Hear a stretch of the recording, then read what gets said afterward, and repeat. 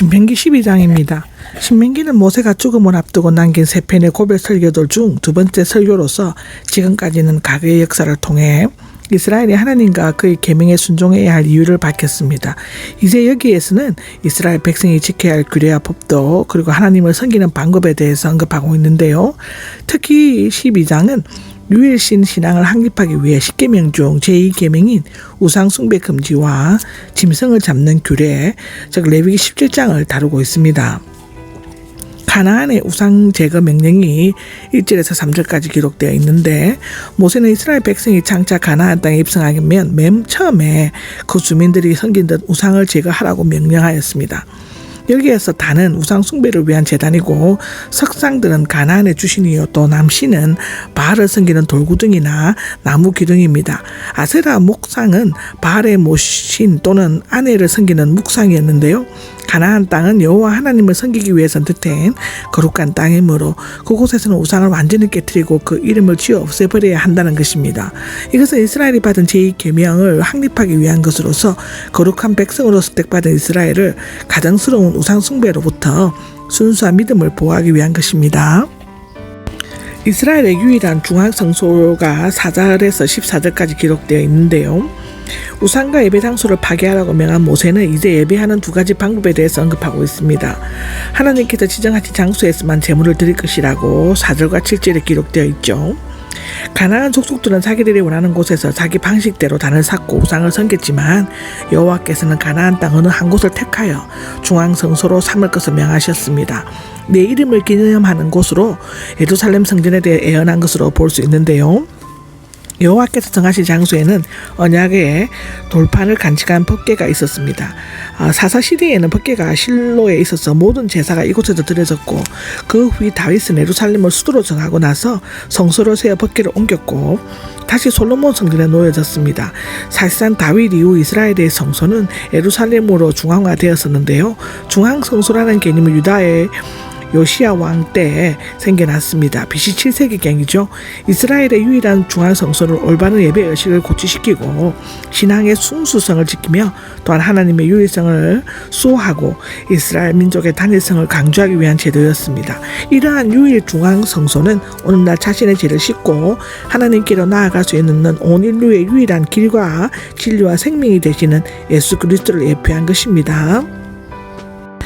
하나님께서 지시하신 규례에 따라 제사를 드릴 것이라고 기록되어져 있습니다. 앞부분의 내용을 다시 한번 되풀이하고 감사 축제에 관해 언급하고 있는 부분들로서 이스라엘은 하나님께서 허락하신 그 해의 소산을 인해 감사하며 규례대로 감사의 잔치를 베풀라는 지시를 받았습니다.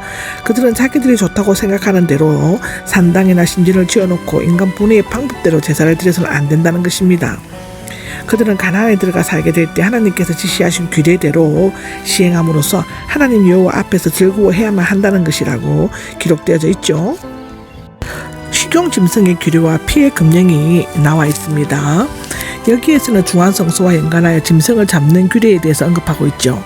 이 규례에 대해서는 이미 레위기에서 주어졌으나 여기에서는 다소 완화되고 변경되고 있습니다. 아마도 그 이유는 광야에서 백성들의 해막을 중심으로 모여 살았기 때문에 짐승을 잡으려면 쉽게 해막에 나올 수 있었지만 가나안 땅에서 널리 흩어져 살았기 때문에 중앙성소에 나오는 것이 힘들었기 때문일 수도 있습니다. 이것은 율법이 완전한 것이 아니라 보다 나은 것을 위해 때로 완화하거나 변경하는 부완전한 것임을 나타내는데요.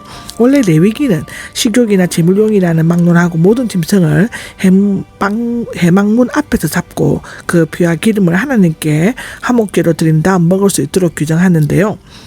그렇지만 여기에는 제물용이 아닌 식용 짐승은 자기의 가정에서 먹을 수 있으나 피만은 먹지 못하도록 규정하고 있습니다. 그러나 앞서 언급한 감사 축제에서 제물용 고기는 여전히 하나님께서 정하신 유일 중앙성소에서 먹도록 규정하고 있죠. 끝으로 이상의 규례들에 대해서 다시 한번 설명하면서 레위기의 규례가 완화된 이유를 설명하고 있습니다. 29절에서 32절까지는 우상 숭배 금지에 대해서 기록합니다. 앞서 언급한 구절을 다시 한번 반복으로 강조하고 있죠. 모세는 우상과 그 예배 장소를 철저히 파괴하도록 명령한 다음 다시금 가나안 우상 숭배자들의 풍속과 가정스러운 예배를 절대 본받지 말라고 권면하고 있습니다. 그리고 가나안 족속들의 사악한 인신 제사 행위를 예를 들어 설명하고 끝으로 이상의 모든 규례를 지켜 행하고 그것에 더하거나 빼지 말라고 명령하고 있습니다. 이와 같이 우상 숭배에 대해 거듭 경고하고 있는 것은 가나안 우상 숭배의 영향력이 얼마나 크고 또 그것에 미혹되는 것이 얼마나 큰 죄악인가를 일깨워주기 위함이죠. 가나안 족속들은 우상 숭배 때문에 멸망을 당했는데요.